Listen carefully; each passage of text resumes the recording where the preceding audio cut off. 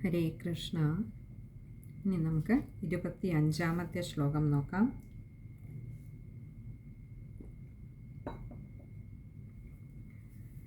പിതॄൻ സന്ദർഭ്യ ശുദ്ധ്യർത്ഥം പ്രായശ്ചിത്തം സമാചരേത് മണ്ഡലം ച പ്രകർത്തവ്യം തത്ര സ്ഥാപ്യോ ഹരിസ്തഥാ.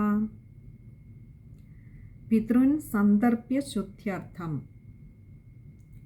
പിതൃക്കൾക്ക് സന്ദർഭ്യ എന്ന് പറഞ്ഞാൽ പിതൃതർപ്പണം ചെയ്യുക. ശുദ്ധ്യർത്ഥം പ്രായശ്ചിത്തം സമാചരേത്. അതിന് നമുക്കറിയാം, പിതൃക്കൾക്ക് തർപ്പണം ചെയ്യുമ്പോൾ ശരീരശുദ്ധിയോടുകൂടി തന്നെ വേണം ചെയ്യാൻ. ഇനിയും അതിന് നമുക്ക് ശരീരത്തിന് പറ്റുന്നില്ല, ആ ശുദ്ധ്യർത്ഥം നമുക്ക് ഇത് ചെയ്യാൻ, പിതൃതർപ്പണം ചെയ്യാൻ കഴിയുന്നില്ല എങ്കിൽ പ്രായശ്ചിത്തം സമാചരേത്, പ്രായശ്ചിത്തം വേണ്ടും വിധം നടത്തണം. മണ്ഡലം ച പ്രകർത്തവ്യം തത്ര സ്ഥാപ്യോ ഹരിസ്തഥാ. മണ്ഡലം ച പ്രകർത്തവ്യം എന്ന് പറഞ്ഞാൽ നമുക്കറിയാം, ഈ ഒരു സപ്താഹ പാരായണം നടത്തുന്നതിനായി ഉയർത്തിക്കെട്ടിയിട്ടുള്ള ആ മണ്ഡപത്തിൽ തത്ര സ്ഥാപ്യോ ഹരിസ്തഥാ, അവിടെ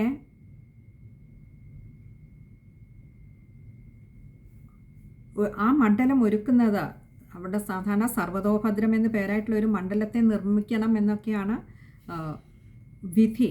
അപ്പോൾ അതിൻ്റെ നടുവിൽ തത്ര സ്ഥാപിക്കണം അഥവാ ആവാഹിച്ചുറപ്പിക്കണം. ആരെ? ഹരിസ്തഥാ, ശ്രീഹരി ഭഗവാനെ മന്ത്രപൂർവം അവിടെ ആവാഹിച്ച് ഉറപ്പിക്കണം. ഞാൻ ശ്ലോകം ഒന്നുകൂടി നോക്കാം. പിതॄൻ സന്ദർഭ്യ ശുദ്ധ്യർത്ഥം പ്രായശ്ചിത്തം സമാചരേത് മണ്ഡലം ച പ്രകർത്തവ്യം തത്ര സ്ഥാപ്യോ ഹരിസ്തഥാ. ശ്ലോകം വായിക്കാൻ പൊതുവെ എളുപ്പമുള്ള ഒരു ശ്ലോകമാണ്. അതുകൊണ്ട് അടുത്ത ശ്ലോകത്തിലേക്ക് കടക്കാം. 26. കൃഷ്ണമുദ്ദിശ്യ മന്ത്രേണ ചരേത് പൂജാവിധിം ക്രമാത് പ്രദക്ഷിണ നമസ്കാരാൻ പൂജാന്തേ സ്തുതിമാചരേത്. കൃഷ്ണമുദ്ദിശ്യ മന്ത്രേണ,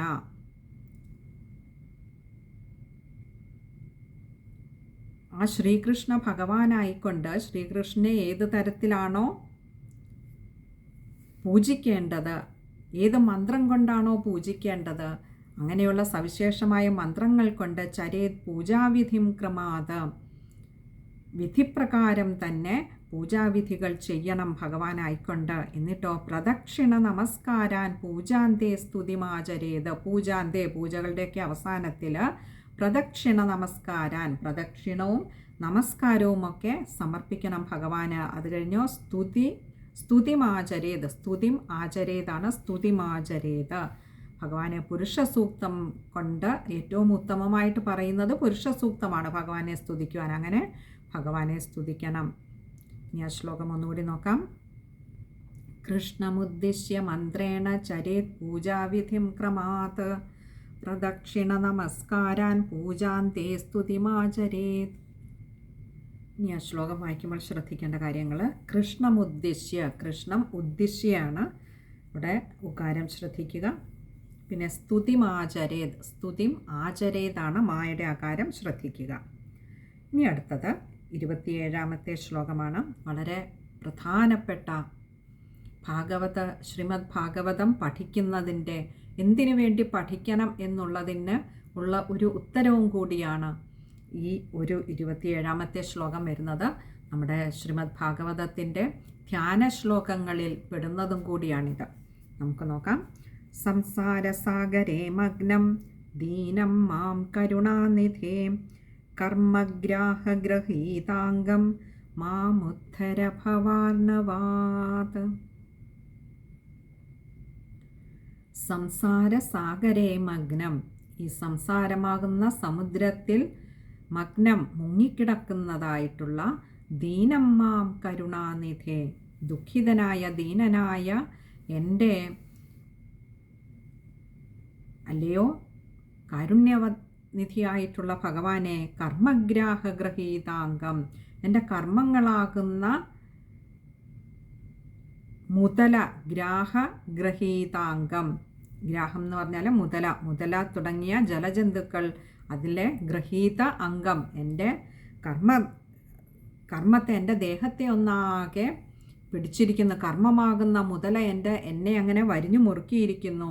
സമുദ്ധര ഭവാർണവാദം, അങ്ങനെയുള്ള ഈ സാഗരത്തിൽ നിന്നും, ഭവ അർണവം എന്ന് പറഞ്ഞാൽ സംസാര സാഗരം, ഭവാർണവാദ സംസാര സാഗരത്തിൽ നിന്നും സമുദ്ധര എന്നെ കരകയറ്റണമേ എന്ന് പരിതാപത്തോടു കൂടി തന്നെ പ്രാർത്ഥിക്കണം. കാരണം നമ്മളിൽ ആരും തന്നെയും അതിൽ നിന്നും മുക്തരല്ല. നമ്മളൊക്കെയും ഈ സംസാര സാഗരത്തിൽ ബന്ധിക്കപ്പെട്ട് കിടക്കുന്നു. ആ ബന്ധനമാകട്ടെ കർമ്മമാകുന്ന പാശം കൊണ്ടാണ്.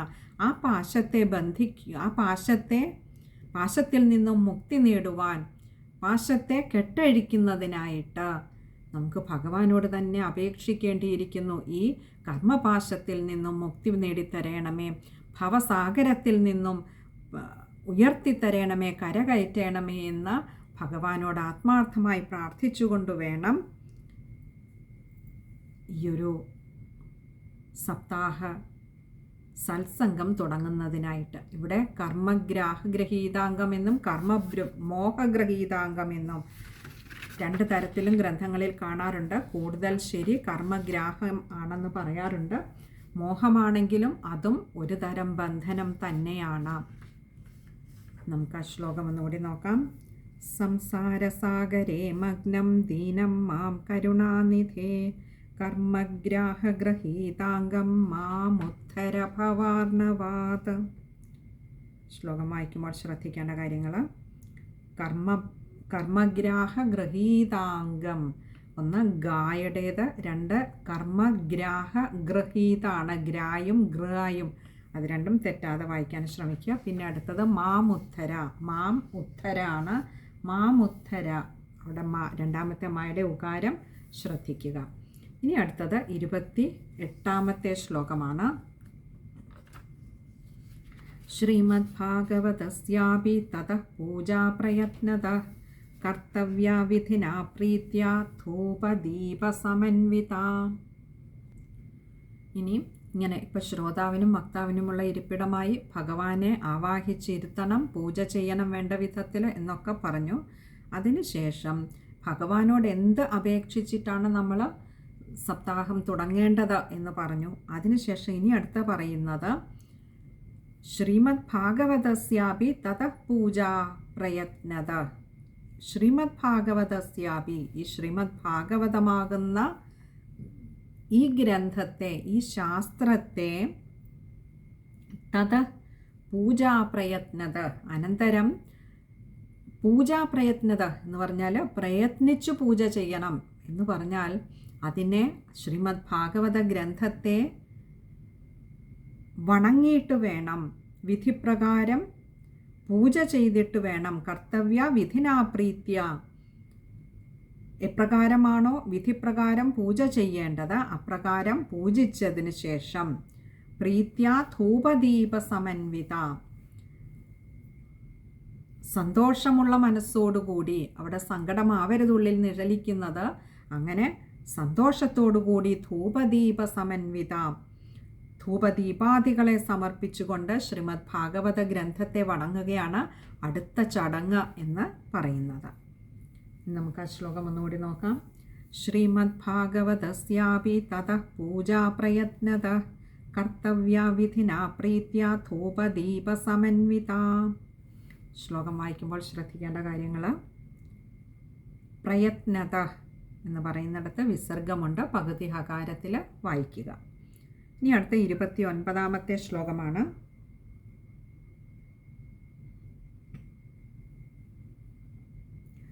തതസ്തു ശ്രീഫലം ധൃത്വാ നമസ്കാരം സമാചരേത് സ്തുതി പ്രസന്ന ചിത്തേന കർത്തവ്യാ കേവലം തഥാ. തതസ്തു ശ്രീഫലം ധൃത്വാ, അതിനുശേഷം ശ്രീഫലം എന്ന് പറഞ്ഞാൽ നമ്മൾ നാളികേരം ഉടച്ച് അതിൻ്റെ ഫലം പറയില്ലേ. നാളികേരം എത്ര മുറിയായിട്ടാണ്, നേരെ പകുതിയായിട്ട് വന്നാൽ അത് ശുഭമായിട്ടും പല മുറികളായിട്ടാണെങ്കിൽ അത് അശുഭമായിട്ടും, അങ്ങനെ പല ഫലങ്ങൾ പറയുമല്ലോ. അങ്ങനെ തതസ്തു അതിനുശേഷമാകട്ടെ ശ്രീഫലം ധൃത്വ, അതായത് നമ്മൾ നാളികേരം ഉടച്ച് അതിൻ്റെ ഫലം കണ്ടിട്ട് നമസ്കാരം സമാചരേത്, നമസ്കരിച്ച ശേഷം സ്തുതി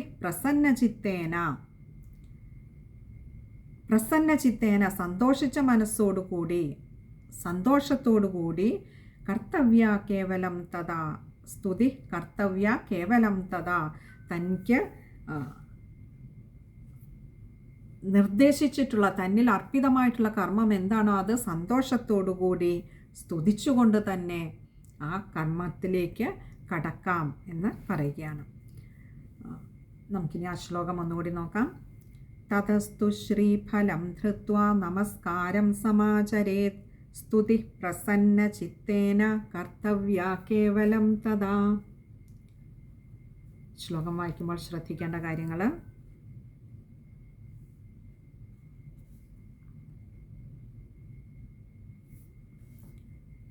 സ്തുതി എന്ന് പറയുന്നിടത്ത് ഒരു വിസർഗമുണ്ട്.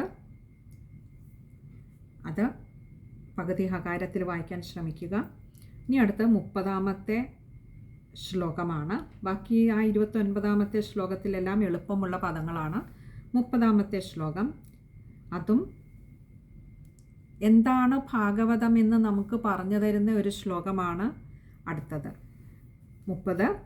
ശ്രീമദ് ഭാഗവതാഖ്യോയം പ്രത്യക്ഷഃ കൃഷ്ണ ഏവ ഹി സ്വീകൃതോസി മയാ നാഥ മുക്ത്യർത്ഥം ഭവസാഗരേ. ശ്രീമദ് ഭാഗവതാഖ്യോയം, ശ്രീമദ് ഭാഗവതം ആഖ്യ അയം എന്ന് പേരുള്ളതായിട്ടുള്ള ഈ ഗ്രന്ഥം എന്ന് പറയുന്നത് പ്രത്യക്ഷ കൃഷ്ണ ഏവ ഹി, ഭഗവാന്റെ പ്രത്യക്ഷ രൂപം തന്നെയാണ്. സ്വീകൃതോസി മയാ നാഥ മുക്ത്യർത്ഥം ഭവസാഗരേ. സ്വീകൃതോസി, അങ്ങനെ സാക്ഷാൽ ഭഗവാൻ തന്നെ പ്രത്യക്ഷ രൂപമായി വന്നിട്ടുള്ള ഈ ശ്രീമദ് ഭാഗവതത്തോട് നമ്മൾ കയ്യിലെടുക്കുമ്പോൾ പറയേണ്ടത് എന്താ? സ്വീകൃതോസി മയാനാഥ, എൻ്റെ ഭഗവാനെ, മയാനാഥ എൻ്റെ നാഥ എന്ന് പറഞ്ഞാൽ ഭഗവാനാണ് എല്ലാവർക്കും നാഥനായിട്ടുള്ളത്. അങ്ങനെയുള്ള അല്ലയോ ഭഗവാനെ, സ്വീകൃതോസി മുക്തിയർത്ഥം, സ്വീകൃതോസി മയാനാഥ മുക്തിയർത്ഥം ഭവസാഗരെ. ഈ സംസാര സാഗരത്തിൽ നിന്നും മോചനം ലഭിക്കുന്നതിനു വേണ്ടി ഭഗവാനെ സ്വീകൃതോസി, അവിടുത്തെ ഞാൻ സ്വീകരിച്ചിരിക്കുന്നു, അവിടുത്തെ ഞാൻ ആശ്രയിച്ചിരിക്കുന്നു, അവിടുത്തേക്ക് മാത്രമേ കഴിയൂ ഇനിയും അടിയങ്ങളെ ഈ സംസാര സാഗരത്തിൽ നിന്നും കരകയറ്റുന്നതിന്. അതുകൊണ്ട് ഭഗവാനെ ഭവസാഗരെ മുക്തിയർത്ഥം സ്വീകൃതോസി, ഭഗവാനെ ഈ സംസാര സാഗരത്തിൽ നിന്നും കരകയറുന്നതിന് വേണ്ടി അവിടുത്തെ ആശ്രയിച്ചിരിക്കുന്നു, അവിടുത്തെ ഞാൻ സ്വീകരിച്ചിരിക്കുന്നു.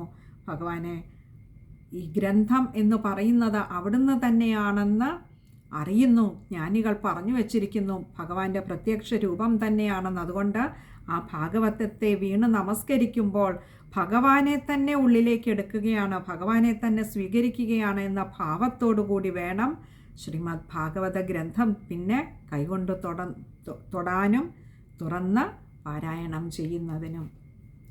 നമുക്ക് ആ ശ്ലോകം ഒന്നുകൂടി നോക്കാം.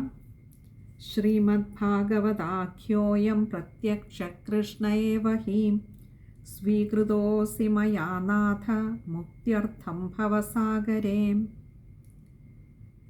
ശ്ലോകം വായിക്കുമ്പോൾ ശ്രദ്ധിക്കേണ്ട കാര്യങ്ങൾ: ശ്രീമദ് ഭാഗവതാഖ്യോയം, അവിടെ ഒകാരം നീട്ടിയെടുക്കുക.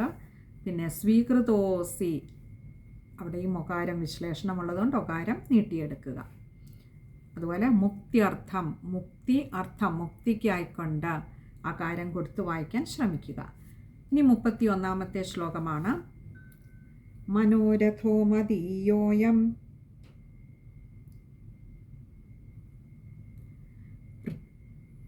സഫല സർവഥാ ത്വയാ നിർവിഘ്നേനൈവ കർത്തവ്യോ ദാസോഹം തവ കേശവ. അടുത്ത് പറയാണ് മനോരഥോ മദീയോയം,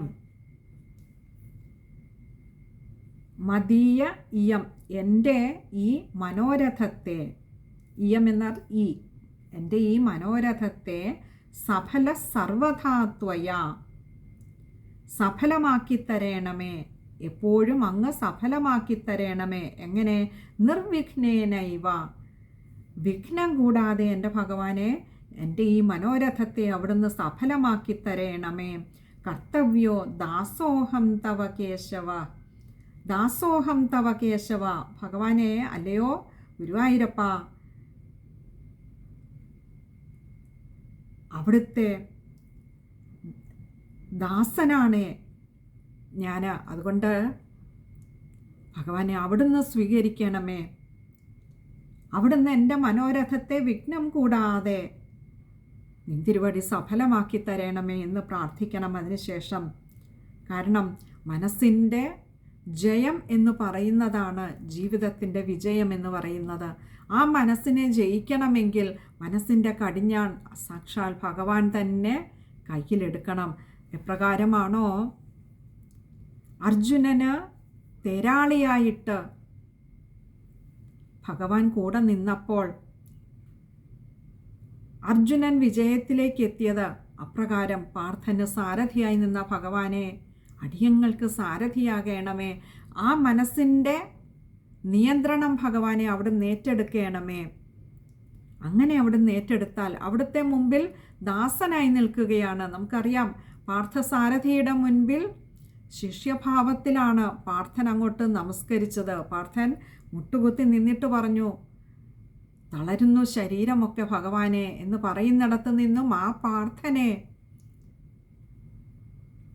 മനസ്സിൻ്റെ കടിഞ്ഞാൺ സ്വന്തം കൈകളിലെടുത്തുകൊണ്ട് ആ മനസ്സിനെ ശക്തിപ്പെടുത്തി ഭഗവാൻ വിജയത്തിലേക്ക് വെന്നിക്കൊടിക്കൂറ പാറിച്ച് നടന്നു കയറിയതുപോലെ ഭഗവാനോട് അപേക്ഷിക്കുക, ഭഗവാനെ അടിയൻ ദാസിയാണേ, ദാസനാണേ. അവിടുന്ന് ഈ ദാസനെ, ദാസിയെ സ്വീകരിച്ചുകൊണ്ട് മനോരഥത്തെ വിഘ്നം കൂടാതെ നിന്തിരുവടി സഫലമാക്കി തരണമേ എന്ന് പ്രാർത്ഥിക്കുകയാണ് അടുത്തതായിട്ട് വേണ്ടത്. ഇനിയും ആ ശ്ലോകം ഒന്നുകൂടി നോക്കാം.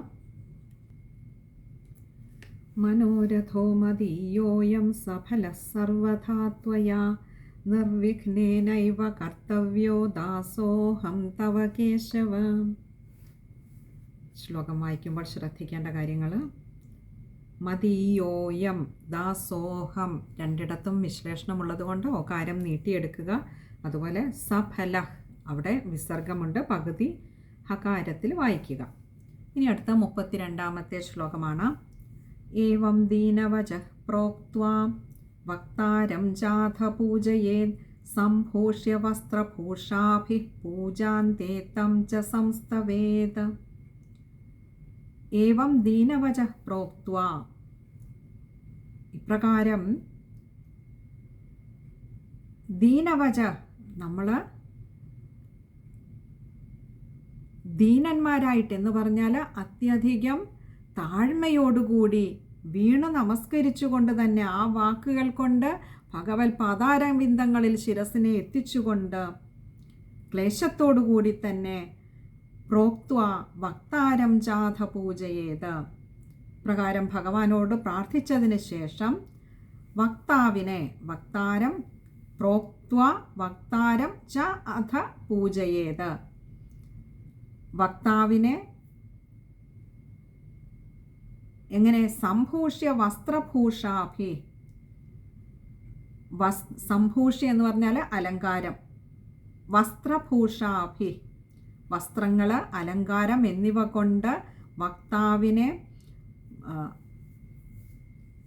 അലങ്കരിക്കുക എന്ന് പറഞ്ഞാൽ ഇതെല്ലാം നൽകിയിട്ട് പൂജയേത്, പൂജിക്കുകയും ചെയ്ത ശേഷം ച അഥ പൂജയേത്, പൂജിക്കുകയും ചെയ്ത ശേഷം പൂജാന്തേ തം ച സംസ്തവേത്, പൂജാന്തേ പൂജയുടെ അവസാനത്തിൽ തം ച സംസ്തവേത്, ആ വക്താവിനെ സംസ്തവേത വീണു നമസ്കരിക്കുകയും വേണം.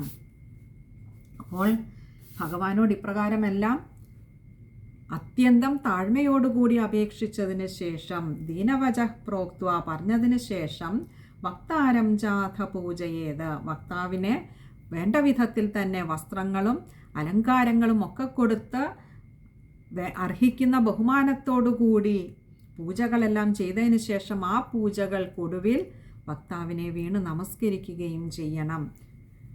ഇനി നമുക്ക് ആ ശ്ലോകം ഒന്നുകൂടി നോക്കാം. ഏവം ദീനവചഃ പ്രോക്ത്വാ വക്താരം ജാഥ പൂജയേത് സംഭൂഷ്യ വസ്ത്രഭൂഷാഭിഃ പൂജാന്തേ തം ച സംസ്തവേത്. ദീനവചഃ എന്ന് പറയുന്നിടത്ത് വിസർഗമുണ്ട്, പകുതി ഹകാരത്തിൽ വായിക്കാൻ ശ്രമിക്കുക. അതുപോലെ വസ്ത്രഭൂഷാഭി, അവിടെയും വിസർഗമുണ്ട്, പകുതി ഹകാരത്തിൽ വായിക്കുക. ഇത് ഇത്രയും കാര്യങ്ങളാണ് ആ ഒരു ശ്ലോകം വായിക്കുമ്പോൾ ശ്രദ്ധിക്കേണ്ടതായിട്ടുള്ളത്. ഇനി അടുത്ത 33-ാമത്തെ ശ്ലോകമാണ്. ഭഗവാൻ അനുഗ്രഹിച്ചാൽ അത് അടുത്ത സത്സംഗത്തിൽ കാണാമെന്ന് കരുതുന്നു. ഹരേ കൃഷ്ണ.